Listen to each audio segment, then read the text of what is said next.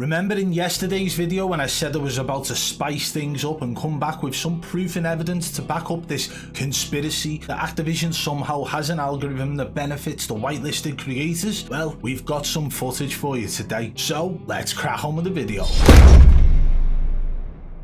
Some of you guys might remember the footage we're about to show you today. This is a video I put out about a year ago, demonstrating and showing how Activision doesn't care whether or not some of these large streamers have been caught cheating in the past, and how they will still push them. But it's not just Activision, it's multiple organisations as well as brands and companies and other people involved in this big charade that is going on. A lot of these large creators being given opportunities to join organisations such as Optic Gaming, 100 Thieves, FaZe and many more, as well as opportunities to compete in the Twitch Rivals tournament or $100,000 Boom TV tournament and many more. And the video you're about to see now explains exactly why these large companies are not bothered if people are actually cheating in the game, especially when the ones cheating have already been placed on whitelisted accounts. For all you long-term supporters of this channel, you will know for the past 12 months or more, I have been on a mission to expose the corruption within the streaming industry. This started by simply exposing streamers who were cheating. However, the further I looked into the corruption, the more I realised that it isn't just individuals involved in it. There are organisations and companies all benefiting from the current Call of Duty cheating scandal, which has been forever increasing since Modern Warfare 2019. In a recent video we spoke about a streamer who's had some of the most suspicious gameplay within the Call of Duty Warzone game, and how that streamer has now signed with one of the biggest organisations known to the industry. This really set the tone for the future of this channel. It would appear that there seems to be many people turning a blind eye to suspicion and corruption so long as it personally benefits them or their organisation. Whether a person is using a VPN to break the skill-based matchmaking within the game so that they can shit on disabled kids, using some old school method to reverse boost to do the same, using aimbot on a low field of view to fool their community and tournament hosts, using walls to give the impression they have some godlike 8 hours a day game sense which doesn't compute to the regular player. The driving force behind it all is fame, success, greed and money. But this message is much bigger than streamers using cheats to gain an advantage over their opponents within the game. It is far more than that. This is now to do with tournament organisers and sponsors allowing this type of behaviour, continuously hosting tournaments within a game that clearly has a cheating problem due to the lack of anti-cheat incorporated by Activision when Modern Warfare was released back in 2019. The game developers have had plenty of time to program and introduce a fully functioning anti-cheat, so why has it taken them until now to do something about it? Many people believe that the game developers somehow profited from the cheats along the way, and honestly at this point it just wouldn't surprise me at all. Although without hard evidence, it's just an idea and opinion. Each and every day I log onto Twitter to see these top level streamers licking the chocolate starfish of Activision, promoting giveaways for Vanguard, talking in excitement for the game, which is clearly broken and has no hope without Ricochet anti-cheat working. It is clear to me that the same group of creator code holding COD shills will continue to put out positive messages about Activision's new titles because it pays their bills. Maybe their fanbase will eventually wake up to the fact that their idols are chatting wham whenever they talk positive about a COD title. In fact, it took most of these COD shills almost a year of dealing with cheaters within Warzone before speaking out about it. After a long time of daily videos showcasing the cheaters within the Warzone streaming industry on this channel, you would think many of these guys would have realised sooner. Now let's circle back to the start of this channel. We wanted to expose the corruption. We wanted people to feel the wrath of being caught cheating as a streamer. But what actually happened to those people? It's Millsy. After admitting he cheated, well, he changed his name and moved from Facebook Gaming over to Twitch TV. What about Nick Savage? He deleted all Warzone VODs from his page and just denied everything, and still to this day continues to stream as a Facebook Gaming partner. Let's talk about Mr. Pixel. Accidentally showed his cheats live on stream after being exposed numerous times prior to that and denying the fact that he was cheating. All he had to do was apologise and move on, and guess what? He still streams to this day.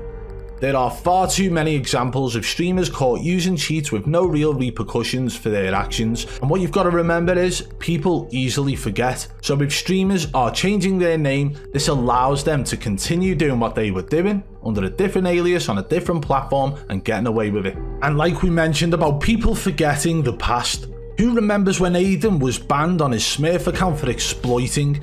This guy, who is known to be a Fortnite pro, Ghost Aiden, his name was back then, and he was using a Smurf account which goes against Fortnite's terms of services. He was caught cheating in Fortnite, but people for some reason seem to forget that when they talk about him being a pro in Fortnite and using that as an example of him being amazing in Warzone. And then you've got Mutex, who was caught with Cronus Pro on his streaming PC he claims to be from 7 years ago when he was a Call of Duty pro. How many of these guys are putting out these top level, top quality streams on a PC that is 7 years old? It just doesn't wash. This guy was caught with a cheating software on his computer that is designed specifically to add scripts to a device which you then plug in to your gaming PC. And he somehow managed to worm his way out of that one. Then you have Z-Laner, who literally come out and slipped up and said, my aim lock, my aimbot, my freaking aim assist. I was fucking, my aim lock was, my aim freaking, aim assist was just going right through the... Live on stream whilst being in a tournament, and somehow people were claiming that it was just an accident. How can this be? How can somebody literally state on stream whilst in a tournament they were cheating and people brush it under the rug? And then you've got Wagnificent, who was banned back on the first engine owning ban wave 2020 in September, and he was banned but still continues to grow, still is allowed to compete in these top level tournaments, Twitch Rivals, $100,000 tournaments, $75,000 tournaments, and so on. So what the is the point of exposing these guys if they can just continue to do what they do? And now you have one of the most spoken about suspicious streamers, Z-Laner, signing with Optic Gaming. Even if Z-Laner isn't cheating, even if he is just an 8-hour-a-day cracked out of his mind game sense god, neither Optic Gaming or Z-Laner have fully addressed the suspicious gameplay, not enough to prove he is legit. So what message does this put across to new streamers, new players, young kids who idolize the gaming industry and people within it? It sets the message that you can fake it until you make it, because without providing the hard evidence to prove that somebody is legit, after they've been called out for over a year with hundreds of suspicious plays, you are promoting cheating as being a way to succeed. So from this point forward, this channel will be blowing the lid off the corruption surrounding the whole industry. Not just streamers. The problems lie with the ignorant. The problems lie with the knowing. The problems lie with the close-knit circle of top-level content creators who are all aware of each other's wrongdoings.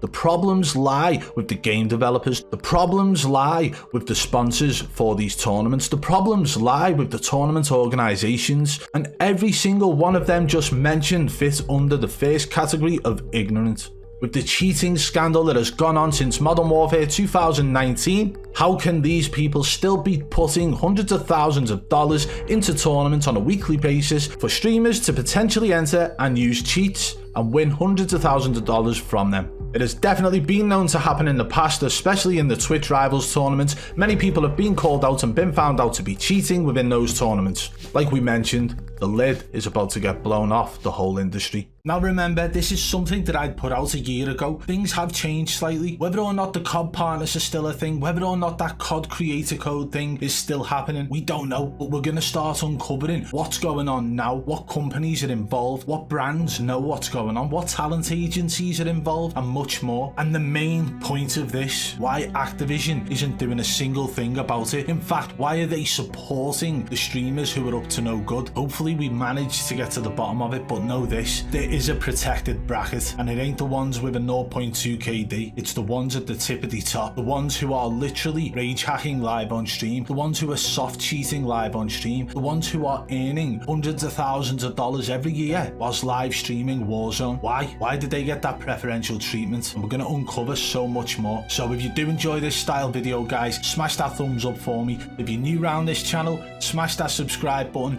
hit the notification notification bell and make sure you don't miss our future uploads. And if you guys want to contact me about anything related to this topic, if you have any proof or evidence that you think could benefit our search for the corruption involved in the gaming scene at the moment, send it over to me on Twitter at BadBoy Beaman. And one last thing before we go. So guys, as you're aware, I'm partnered with Supreme CBD, who offer some absolutely amazing products. You've got these CBD cubes, which is something that I hadn't tried before. I tried multiple of their other gummies, but all it takes is like 2 or 3 of these, sometimes a little bit more, and they literally within 5 minutes calm your nerves. So a couple of minutes after I've eaten these, I will literally be sat here quite chilled out. They don't make you feel any way, but they will just calm that anxiety and that stress. So if you guys want to get your hands on some of these CBD cubes or any of their other edibles, go to the link in the description below and use code BBB40 at checkout to save 40%.